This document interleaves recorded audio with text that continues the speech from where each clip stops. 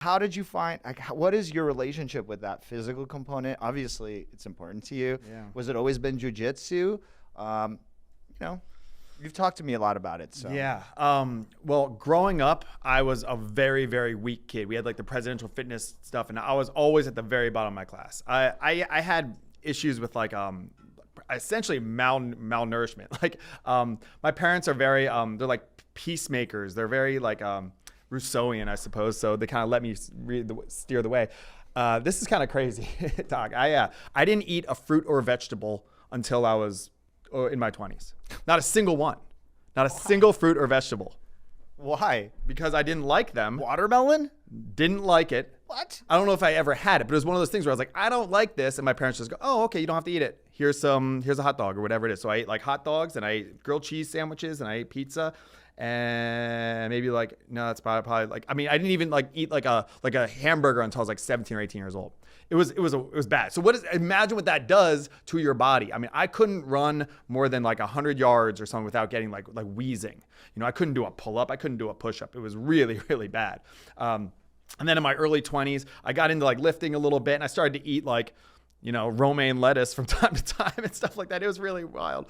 And then in my early 20s, I got sick. I got sick. I had something called intracranial hypertension, which is basically my brain mixed too much spinal fluid, and it was a real process. I had a whole bunch of surgeries. They finally figured it out. But when I was sick and I was in a hospital room for, you know, something weeks, even months on end, I was like, wow, I was dumb. What was I doing? I could have been physically active and now I can't. So it was that idea of like, once something's removed from you, then you appreciate it. You know, it's that Confucius quote, like a healthy man wants 10,000 things and a sick man wants one thing. So once I got my health back, I just went all in. So I started running. I started, you know, working out in like better ways, like not just like bench pressing for like to go on the beach, but like actually, you know, hill sprints and stuff. Then I got into martial arts when I was like 27 or something like that. You know, I did karate as a kid, but it was nonsense. And I got into like boxing, Muay Thai, and then jiu-jitsu. And I fell in love with jiu-jitsu, you know, about 13 years ago. And now it's like if I don't work out, if I miss like a day, it's okay. But if I miss 2 days in a row, I really feel like there's something off. Probably some level of vanity element of that, but really it is just, I just don't feel right. I just don't feel right. And if I eat garbage, I eat, you know, really healthy. I follow actually the Sapien diet. It's on my refrigerator.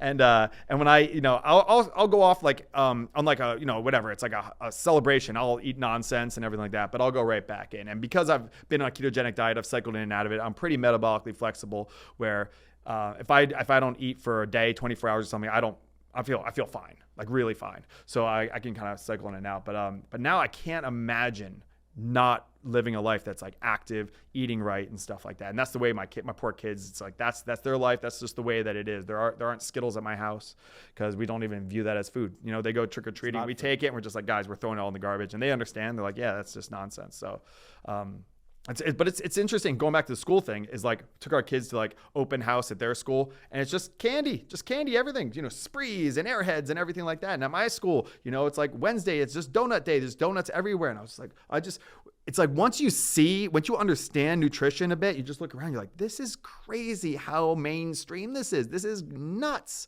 This is nuts. Here's a whole bunch of donuts. Now, 16-year-old boy, here's a whole bunch of donuts. Now sit at this desk under fluorescent lights and listen to some boring person in the front talk about physics on a whiteboard. It's like, and then when they don't do it, there's something wrong with that kid. It's like, there's something wrong with the kid? Like, there's nothing, that kid's normal. That's why he's acting up. You know, so that's like just, I mean, and that's just everywhere. That's just everywhere. So it's just like the water. It's the water that these fish are swimming in, and then we say like there's something wrong with your gills. It's like, no, it's polluted water. Great analogy. Yeah.